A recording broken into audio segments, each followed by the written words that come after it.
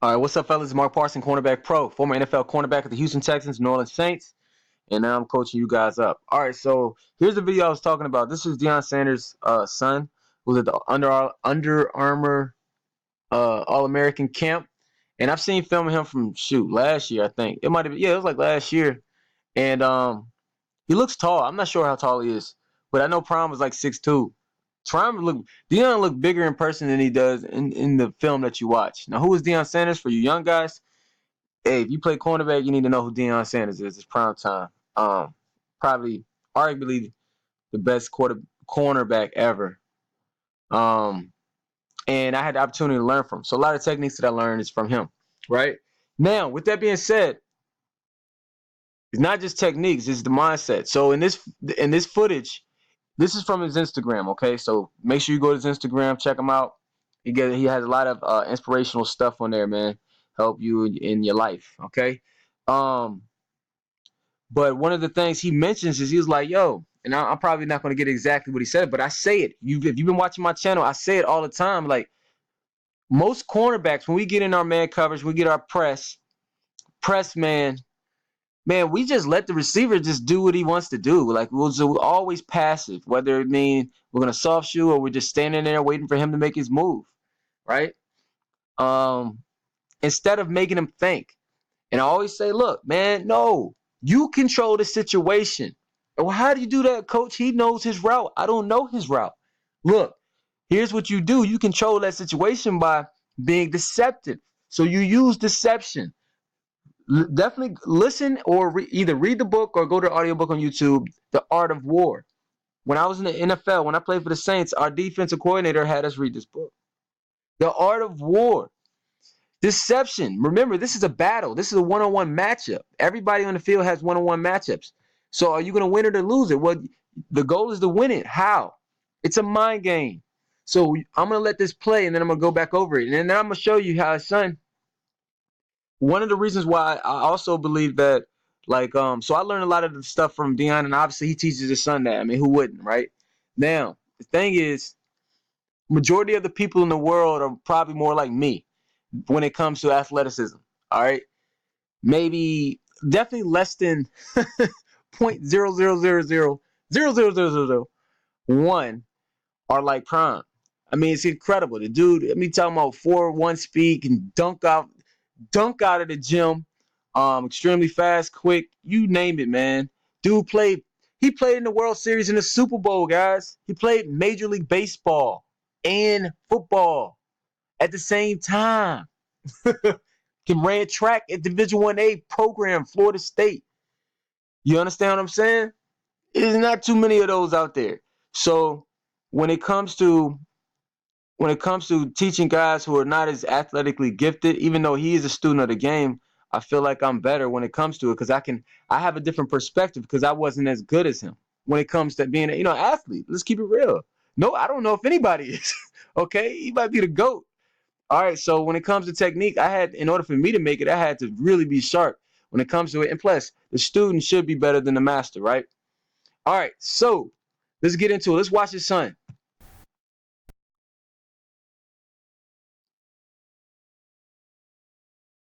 Now, obviously, this is his jump jam, okay?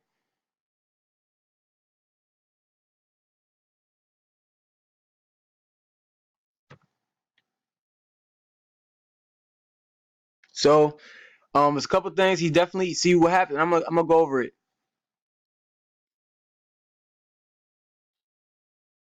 There's a few things he could work on. I could see he could be more explosive in his body. He could be a little quicker with his feet.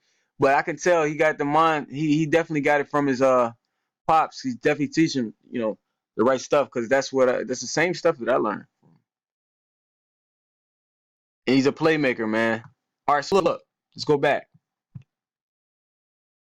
All right, so we talk about the mind game. What happens? Let's say you're the one-on-ones, whether it doesn't matter if it's college ball, youth league, high school, pro. Let's say a receiver's like, okay, I'm gonna run a dig. He goes to the quarterback, I'm gonna run a dig. Then he gets into his alignment, and he sees me kind of like looking like I'm a jump jam him. Matter of fact, let's say I catch him on the jump jam. Now, usually you only got a couple of these a game, but he must be going against some receivers who, they don't know how to get off the ball. So, and you recognize that. So that's a good job by him. Let's say you catch him, bam, right in the chest. Okay? You mess up the whole route, bam, right in the chest, right in the chest. You disrupt the route. All right? Now you got me thinking, because you just made me look like crap. Messed up my whole route. The next time you come up, let's say I'm looking like I'm going to do it again. So what do you think you're going to do? You're like, man, he's going to try to do this again. So then you're going to basically be thinking about that instead of thinking about getting into your route and getting to the top of your stem. And then that's when I be passive. See, that makes you, the thing is, that plays a mind game. That messes you up. At that point, I don't even have to touch you. When I say touch you, I don't have to jump jam you now, because you're gonna divert, you're gonna do my goal anyways. Because remember, what is my goal? My goal is to bowl you out, disrupt the route, to bowl you out here, to make you do a wide release. So if you watch this film, I'm gonna go over this, the technique wise. If you watch this film, he did that early, it looks like. So he was jump jamming him. And then he fake jump jam him. And they do it for him. They bowl their route out for them. After these, I'm gonna show you. You see that? Like right there. He didn't even touch him. The dude almost fell down. You see what I'm saying?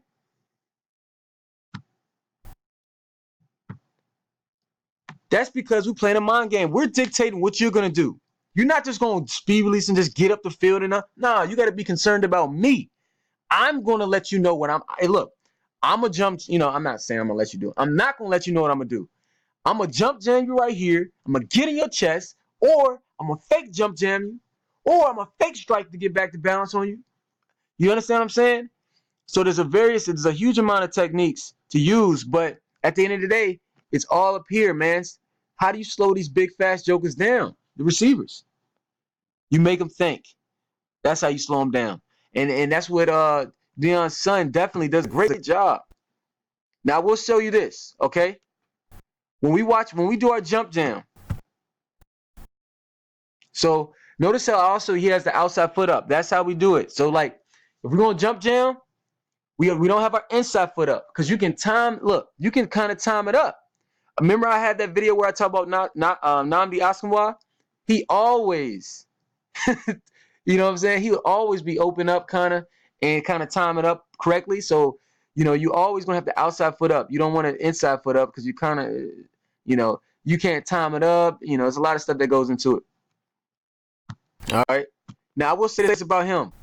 In our jump jam, we want to get used to doing what with our feet. So you hear me talk about it in all the videos.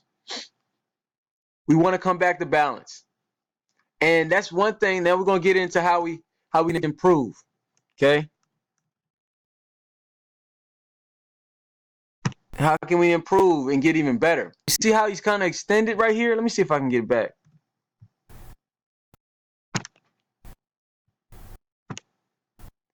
So we're kind of extended. So one of the techniques is the jump jam, but there's a certain skill, there's a certain way you do it.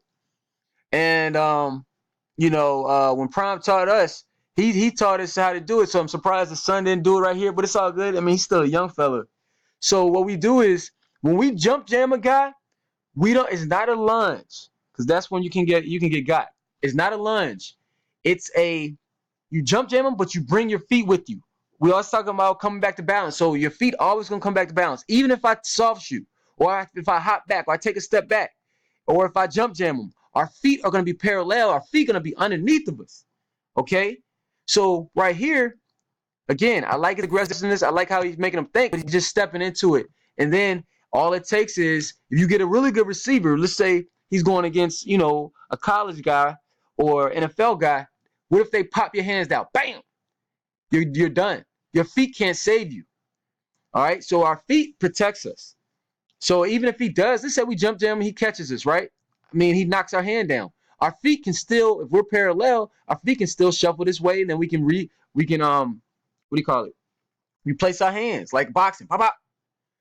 All right, so that's one tip I would say for him right here. Definitely come back to balance. Have our feet underneath us. Good job right there. Um, I definitely think we could squeeze a little bit better up the field and never backpedal out of here. So like remember when we talk about soft shoes, I'm gonna let you see it right here. See, he legit backpedal. See what I'm saying?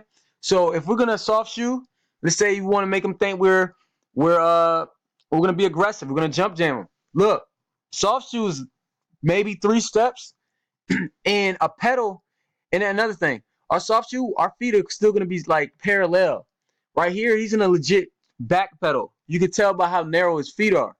So again, when you start going against some really good receivers, that's not gonna fly. All right.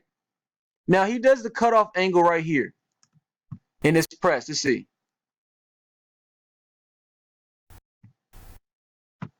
All right.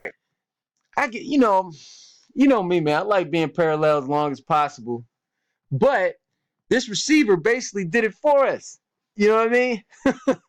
He's so scared of him seeing get other people get punched in the chest, open hand punch.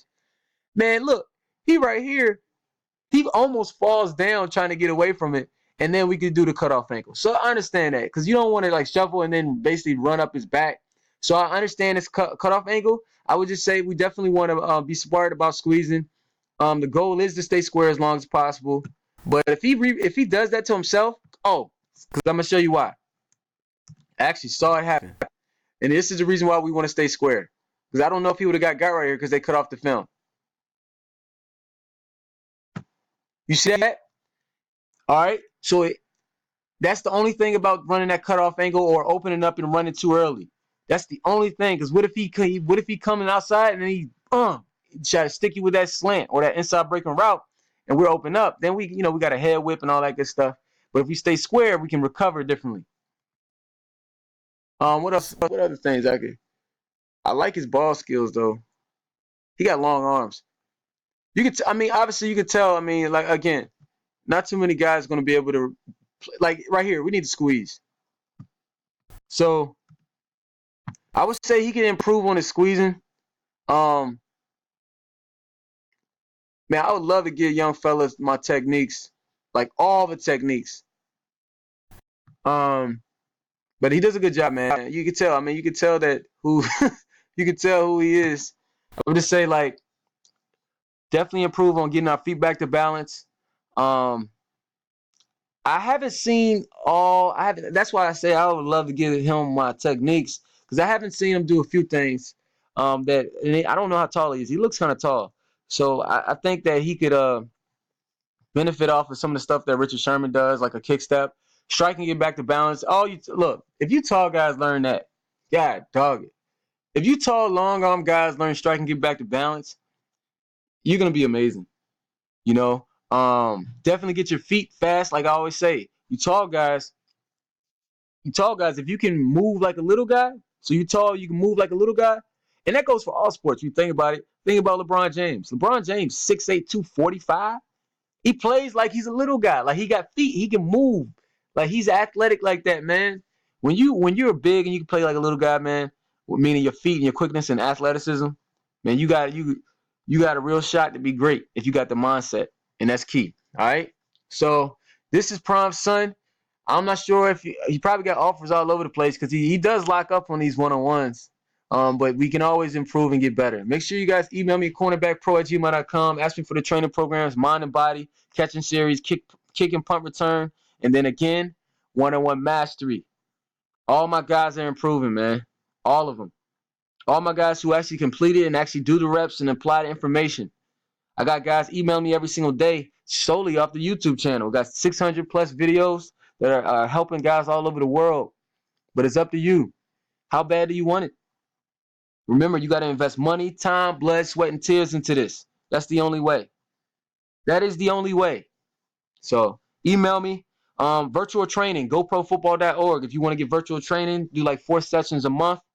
Because a lot of my guys are international or not in Virginia, so you're not able to train with me personally. So definitely hit me up. Sign up at goprofootball.org, and let's get it popping. All right, guys. Peace.